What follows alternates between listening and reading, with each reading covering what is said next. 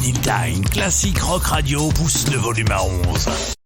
Eh bien, bonjour avec moi en direct, Beppe Facchetti. Alors voilà, on va parler d'un groupe, d'un duo avec Enrique Sauda qui forme le groupe Superdownhome. Voilà, qui va sortir un No Balls, No Blue Chip le 23 avril chez Dixie Frog. Alors, c'est pas un nouvel album en tant que tel, hein, c'est un best-of de la carrière du groupe.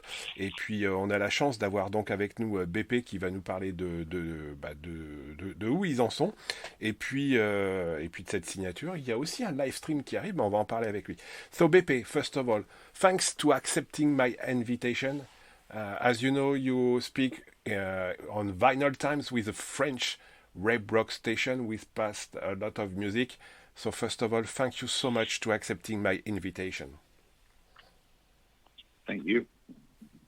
So Beppe, directly we come back on the 23rd of April. You release a new, not a new, but a best of your 12 best songs on Dixie Frog. The CD is called No Balls, No Blue Chip. What is behind this release, the approach for you and Enrique? Actually, when we met, when we got in contact with Dixie Frog, the idea was to release another record. But in the end, it would become something a little sparse, something that was not our idea. And so together with Dixie Frog, we decided to, let's say, make an introduction, create an introduction to the French and European audience that could tell people what we are. And so we, together, the Dixie Frog team and us decided to choose the 12 most representative songs of our previous recordings in order to have this best of. Best of usually is for big artists who have been selling lots of records. In our case, the reason is a little different. Clair. Bon bah voilà, donc la première réponse de BP, pourquoi avoir donc dans un premier temps, donc l'album sortira le 23 avril sur Dixie Frog, il s'appelle No Balls, No Blue Chip. Alors c'est pas tout à fait un best-of, hein, comme le dit BP, un best-of c'est plutôt comme pour les artistes qui ont un gros catalogue et puis qui mettent leurs meilleures chansons.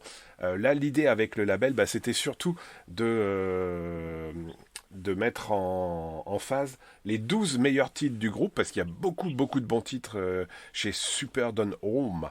Et voilà, donc au début c'était un album, et puis là ils font une introduction donc aux fans français et à l'Europe de leur musique. So BP, with this new release, we come back on the 23rd of April. We have a big news because just before this release, on the 16th of April, you have a live stream to get more and more music to your fans all over the world. What a good idea. Yes. Actually, the other day, yesterday, we were on TV, on Culture Box TV, and we recorded our actual single. The new single that's out is called Booze is My Self-Control Device. So we recorded live that track that is going to air, I guess, tomorrow. And the other option and the other opportunity to have the people not just listen to us, but also to see us in action is on Friday at Le Reacteur. And we're going to play a 1 hour live set. It's going to be very interesting also because due to the COVID situation, we've not been playing for some months. So we're really happy and we're really excited to be playing, especially because we're playing here in Paris, which is one of the biggest cities in the world. So.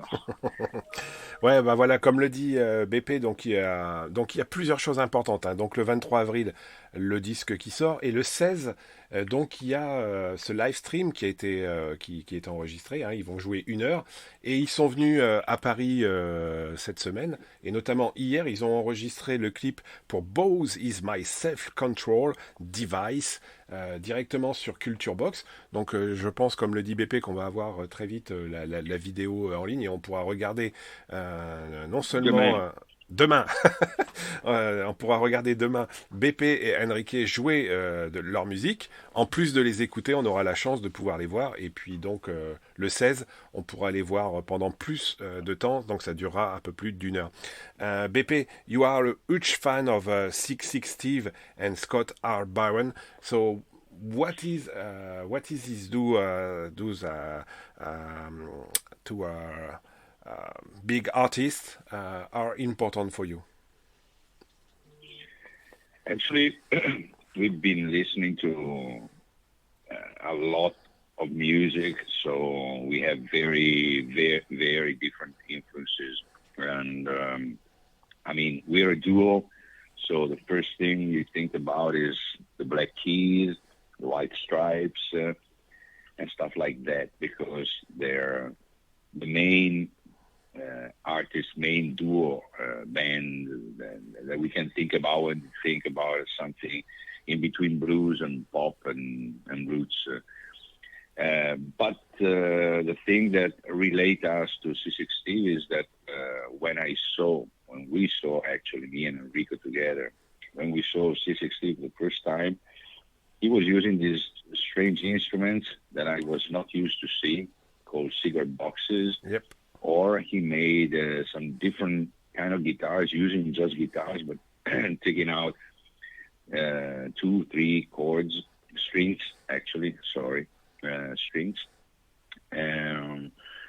So that inspired us as well. There was a duo. Actually, I saw C60 in Lyon, in France, some years ago too. And he was a duo. And the other 2 times that I saw him, he was playing with Luther Dickinson on bass. Luther Dickinson from North Mississippi All Stars.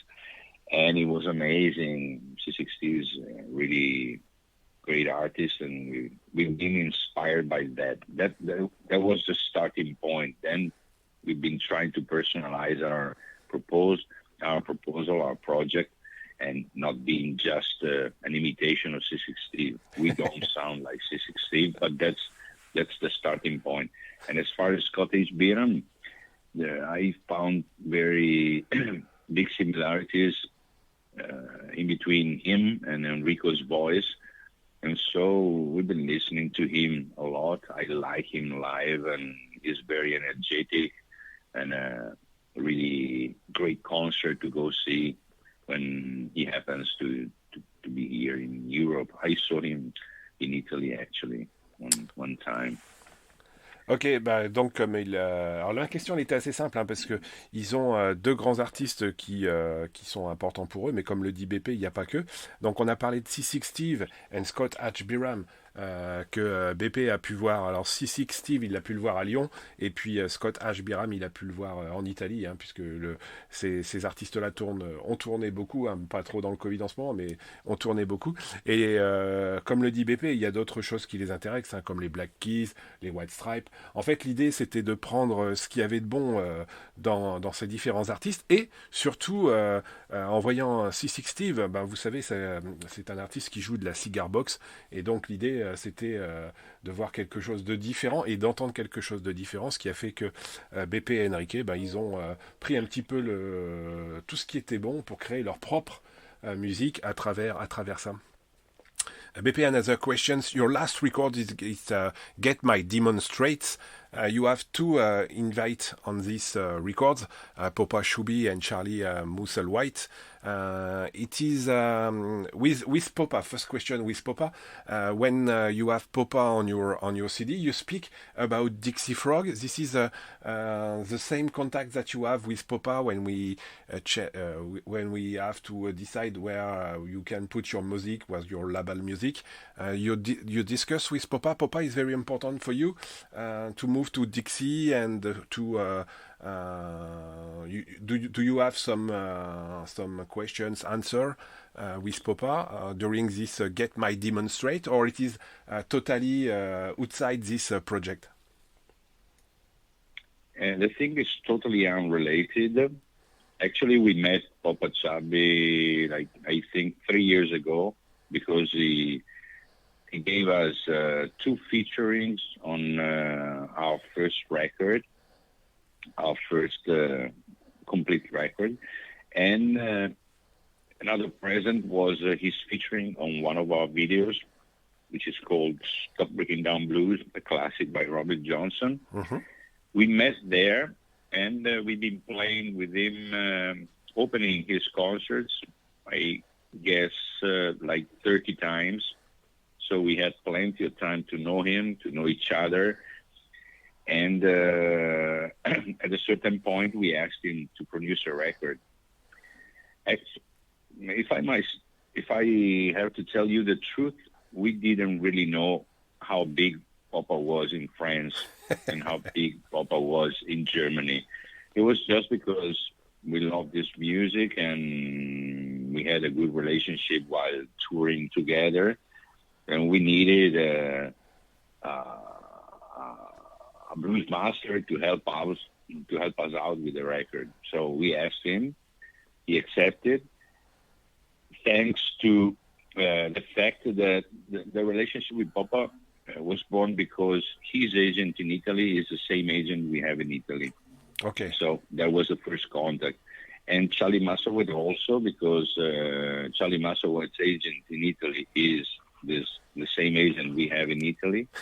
So we asked, our agent asked Charlie Musselwhite to be in the record. He listened to the songs. He really liked them, and he gave us those 2 featurings. At a certain point, Popa signed again, because I think there has been maybe a stop in his contract with Dixie Frog, and he signed again with Dixie Frog like 3 years ago. Yep. But the contact with Dixie Frog was our agent in France. We were with an agency that's called On the Road Again. Mm-hmm. It's Aurélie Roquet is our agent in France, and she put us in contact with Dixie Frog. Dixie Frog liked our music. They knew that we had been working with Popa, and Popa is the biggest artist maybe with Dixie Frog, so that's related. But anyway, that it was not because of Popa that we signed. We just signed because I believe we signed because Dixie Frog liked our music. I hope so. Bon, comme le dit BP, alors la question sur comme vous l'avez compris, sur l'album qui était sorti en mai 2019, Get My Demonstrate, il y a 2 invités, Popa Chubby et Charlie Musselwhite. Donc la première question, c'était autour de Popa, puisque bon, ils ont beaucoup tourné avec Popa, ils ont joué pas mal de titres, ils ont joué la première partie en Allemagne, et puis la question c'était est-ce que Popa a servi aussi de lien avec Dixie Frog, hein, puisqu'on sait que Popa il est quand même très rattaché à Dixie Frog. Comme le dit BP, non, parce qu'en fait, c'est surtout leur agent italien qui les a fait rencontrer, parce qu'ils ont tous le même agent, c'est facile. Donc, ils ont l'agent qui travaille ensemble et qui ont discuté. Et puis ils sont venus plus sur Dixie Frog après, parce qu'en en fait, ils pensent que, et comme nous, on pense aussi que la musique est bonne et que Dixie Frog a vu que c'était hyper intéressant de pouvoir les signer en France. Et bien sûr, on a des super bons titres sur cet album qui s'appelle Get My Demonstrate, qui est le dernier album en date, qui était sorti le 20 mai 2019. Beppe, with this time that you have, of course, for this during the lockdown and something like that, do you work with Enrique for build a new record as soon as possible? And in this record, do you have some invite? As I was telling you, we were chosen by Dixie Frog for a new record we have that we recorded in New Orleans, January 2020. Okay. The producer is called Anders Osborne, which is an artist, very big artist in New Orleans and in America. We really love him. And so that was the record why Dixie Frog called us. We decided to postpone the release of the record because of the COVID situation. Okay. There's no chance to go out and play. There's no chance to promote completely the record because if you're not there, it's harder to promote the things that you're working on. So the record is ready already, and we're looking forward to release it. I think at the end of the year, or maybe the first months of 2022. Mm-hmm. That should be the period. But it also depends on what's going to be happening with this record and or the things that are happening around us. But that should be the schedule of the thing. We were very happy about this record because we love it a lot, and Dixie Frog loved it too. And it's going to be a natural evolution of the things we've been doing. Still playing as a duo, and with Anders Osborne featuring on some songs, of course, because he was producing and he liked the songs, and he made some backing vocals, some guitar solos and stuff like that. I don't think there's going to be any more guests. There's another guest on harmonica. It's called MDJ Forrest, also from New Orleans, and some other surprises, but not extra featurings. It has been done like that, and we love featurings. We love to collaborate with people, but in the end, it's us, and it has to be us because you cannot survive on featurings and on guests. You have to have your own stability and your own personality. Ok. Comme le dit BP, hein, donc l'album qui devait sortir, qui est prêt depuis début d'année, il a été un petit peu mis sur le bord. L'idée, donc, pour l'instant de Dixie Frog, c'était à tout prix de sortir ce 12 titres, No Balls, No Blue Chip, qui, je le rappelle, sortira le 23 avril. L'idée d'avoir mis en attente le disque, vous l'avez compris, hein, c'est parce qu'avec le Covid, c'est pas possible de défendre ça sur scène. Et puis l'idée, c'est quand même que l'album se vende bien, qu'on puisse les voir sur scène et que derrière, on puisse apprécier ce nouveau disque. Donc pour l'instant ils attendent d'avoir la meilleure date, hein, comme le dit BP, peut-être fin d'année, peut-être début d'année 2022, en attendant de voir ce qu'on peut faire. BP, thank you so much for your times. Thank you. Maybe we can make a few words for this listener now. A few words for the listener in France, in Paris. Do you have a message? A message? For the audience. Yes. Yeah, we love it very much here in Paris. We're really having fun. Many interesting things happening, and we took advantage of the beautiful weather and went around because Paris is very beautiful. C'est vraiment belle. C'est vraiment une belle ville. So we will be very happy to come back again as soon as we can. Beppe, thank you so much. Grazie mille. Et on va écouter tout de suite un vous. extrait de No Balls, No Blue Chip. Merci.